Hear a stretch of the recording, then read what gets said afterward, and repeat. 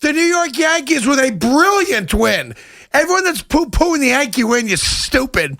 And the New York Mets with a brutal loss last night, loading the bases, 1 out, and can't get anybody home. Nimmo and Lindor. Why is Lindor swinging first pitch against a guy that can't find the plate? Meanwhile, the New York Yankees showing you that 90 feet at a time is an okay way to win a baseball game. We don't have to win with the home run ball. That's all I keep hearing. Now, Gio tied it with the long bomb, but 90 feet at a time. The little engine that could. Yankee baseball. And, of course, the Knicks are brilliant. Good afternoon, Evan. How are you? Oh, boy, your obnoxious level today is at a 12 already. I'm because all my teams won.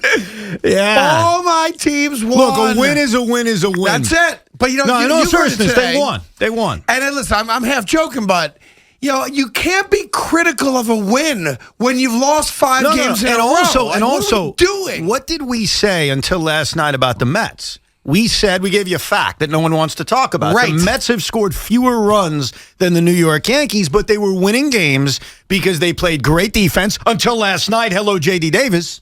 And they were overcoming not scoring runs. Well, last night at Yankee Stadium, the Yankees played a clean game defensively.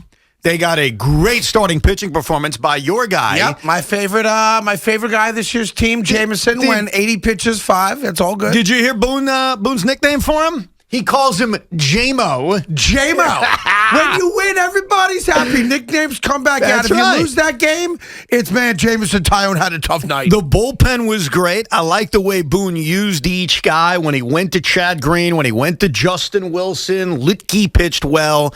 But, yeah, they didn't hit, and they had an opportunity, and I thought they were going to do it in the 8th inning to have that one swing kind of let out all the aggression. And I really thought it was going to come from Clint Frazier when Aaron Boone, and I totally agreed with the move, went to Clint Frazier with the bases loaded. The Yankees got a break because there was a wild pitch. Eventually, there was a bases-loaded walk, and that was enough for them to win. So you didn't get what you predicted, which is the offense to break out. I was a stroke away. I know Gary's swinging for the fences, but yeah, I thought so too. I thought here we're going to get the bases clearing double. Right. We're going to get the comfortable 9th inning, whatever, and it's still not there. But see, this is why it's very frustrating sometimes listening to people talk about a particular team. Last night's win is significant, I think, because it's a win. Of course, I agree with you. And like you said, it doesn't matter how. Like, the New York Mets have a worse offense right now than the Yankees do, but it didn't matter. Why? Because they were winning. Guess when it mattered? It mattered last night because they didn't win. In fact, I'll tell you something weird, and I'll give you an NBA analogy since the Knicks are the hottest team in basketball. If I have a first half where I'm shooting 38% from the field, but I'm down by 2, I feel really good. Yeah. Because I feel like I'm going to shoot the basketball better. I agree 100%. And I hung in the game. I look at the Mets and the Yankees after last night, and I say, I know I'm going to hit. Like, I know these guys are going to break through. If I can win games while everybody's slumping, that's fantastic. Yeah. Because at some point, the bats are going to wake up. So if you were looking for the breakthrough last night offensively, you didn't get it. Nope. But here's what you got that matters more. Got closer to it, but didn't get it. You got a win. And you got to win because Jameson Tyone showed you why Brian Cashman traded for him, all the potential he has. And this bullpen, which has been great from the beginning, continued to be great last night. It doesn't matter how you win as long as you win. We're on the same page on that. Yes. But there is something to it, specifically and uniquely to the Yankees, that winning a game the way they won the game, quote unquote small ball, I was half teasing, but not, 90 feet at a time. Yes, the long ball tied it, but they manufactured a couple of runs. But in fairness, Craig, they manufactured the run. Yes, it was a wild pitch and a bases-loaded walk. That's called manufacturing a run. Manufacturing is hitting the ball to the right side, a sacrifice fly. Don't dilly-dilly with me. I'm not dilly-dillying. You're dilly-dillying with me. They won because Tyler Matzik stunk last night, and that's okay. I really thought it was a great win for the Yankees, and a win they had to have. It was a great win, Craig, because it was a win.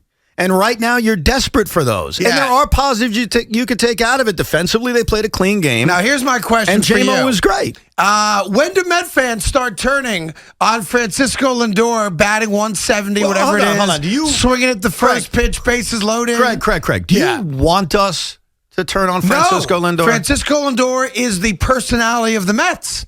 I'm just wondering when you're going to turn on him. No, the answer is soon, and I'll tell you. Frank the Tank's got him going 0 for his next 900 at-bats. Look. That's crazy.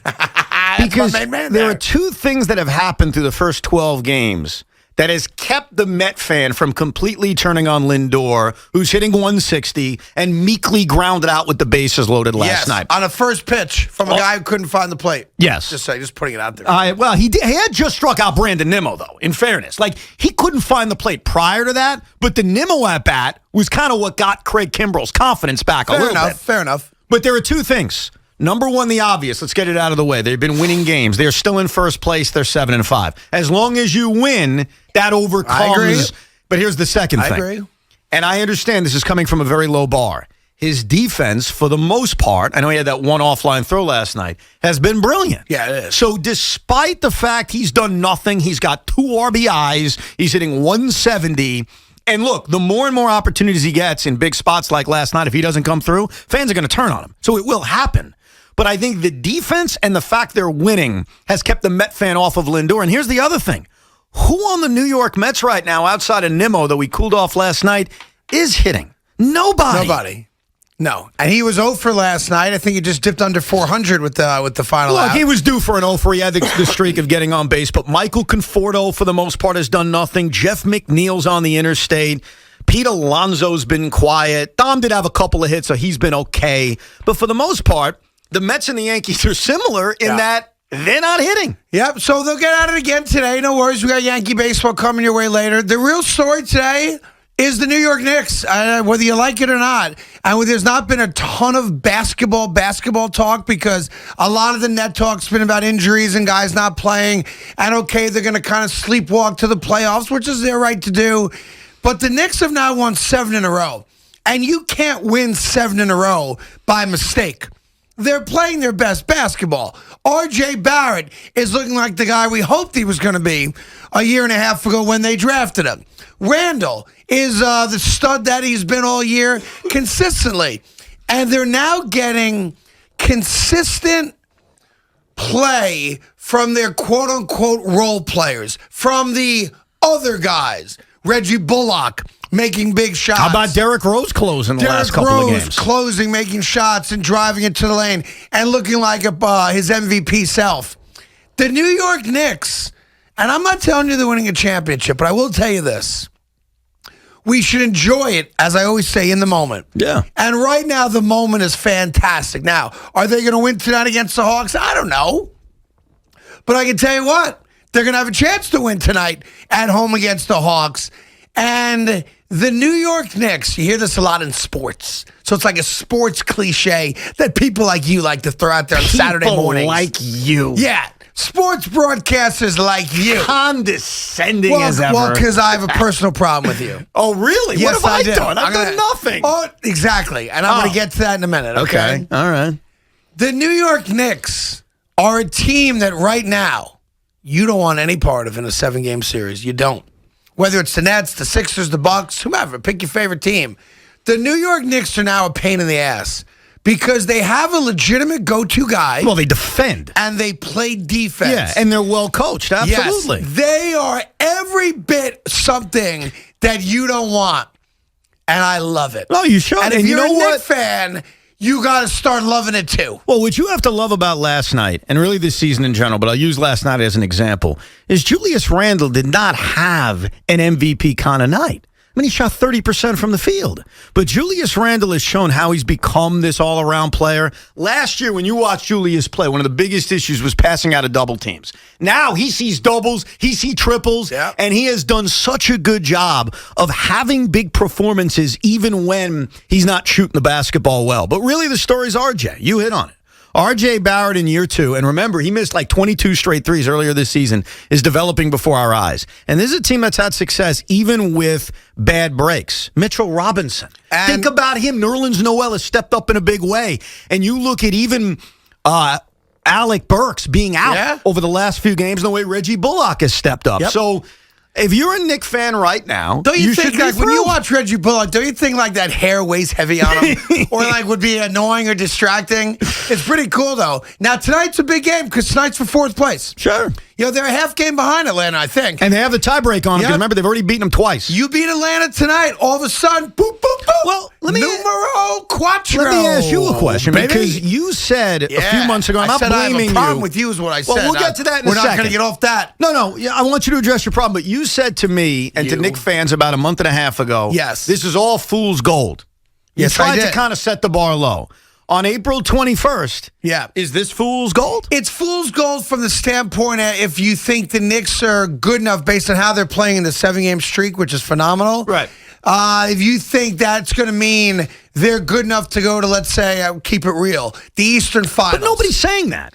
I haven't heard any Knicks fan make that claim. I think the Knicks fan right now I'm in a Knicks chat group, Evan, and the folks in my Knicks chat What group. do they say in conference finals? They're saying conference finals. And I'm the bad guy in the group saying, hey, let's just enjoy again. Enjoy it for what it is right now. Right. That's it. I think your goal should be get to the real playoffs. Avoid that stupid tournament. So That's it. And you can, by the way. After the Knicks postgame show, I was watching that show after the show. The gal and Kazim host it. Okay. And they brought on Calipari. Oh, good. And Calipari's like, how my guys doing over there in New York right now? IQ. And you start counting all the former Wildcats. Well, there's a lot of Kentucky connections. Of them. I know. And when it was happening, there was criticism. Oh, the Knicks, they're in cahoots with Kentucky. This isn't good. It's worked out. I mean, think about this. Emmanuel Quickly's rookie season has offset the fact that Obi Toppin's been nothing. Yep. I mean, you even saw it last night where Thibodeau goes to Kevin Knox off the bench at the 4 instead of Obi. Yeah. Obi's become like a non-factor, and guess what? But he does that. It doesn't kill you. That's what Thibodeau does, and especially younger players. But it was funny that they had Calipari on. It was like watching, a Nick postgame show with their coach. He's coached a third of the team. So what's your issue with me? It's my issue with you, my friend. Because I don't think I've done anything wrong in the last 12 hours. You have done something wrong. What have I done? Now, let me say it's got nothing to do with the hot gummy bear. This is not Evan's fault. Thank you. He will not be eating the hot gummy bear today. He is still going to eat the hot gummy bear, but Amazon screwed me. I even put the photo of it out. So you're not blaming me for that? It's not Evan's fault unless he called Amazon and rerouted the hot gummy bear. I do not have that kind of power. I got the memo on the Amazon app that it's all going to be delayed. Okay. And what's weird, it says, package has shipped. That was yesterday. Then at 3 o'clock, it says, package delayed in transit. Huh. Then at 7 o'clock last night, it said package delayed in transit. Is there any word on how long this delay will be? I don't know what that means. Is it a day delay, a week delay, 6-hour delay? There's been no update since 7 o'clock last night. Because I can't wait to have the gummy bear. I'm just so excited, especially after I barfed my brains out eating that stupid Reggie bar the other day. Yeah, now it says we're expecting your package to be no later than tomorrow. Oh. But as far as the update goes, and I'll click again one more time, there's been no update since yesterday at 7 o'clock. Well, I'm sorry. I apologize. No, it's not your fault. But there is something that is your fault. What? And you've done it now 2 days in a row. 2 days in a row? Hey, Craig, how about after all the games are done, we play MLB The Show? Yes. Yes. So I, again, watch all the games. Yes. Stay up. Yes. Turn on MLB The Show. Yes. And I text my main man. That's right. And again, no return text. Yeah, I have an answer for that. Do you want to hear the answer? Yesterday was, I fell asleep. Yes. I was tired. That was the truth. Okay, listen, that happens once. I can tolerate that. Do you want to know what happened last night? Back-to-back nights, I get screwed. You want to know what happened? And I can only say to my wife and kids so many times, Daddy's staying up late to play video games. Here is the mistake I made. You know me as an emotional guy. Do you not know that? You've even said, wow, your mood changes based on how your teams play. Right? You recognize that?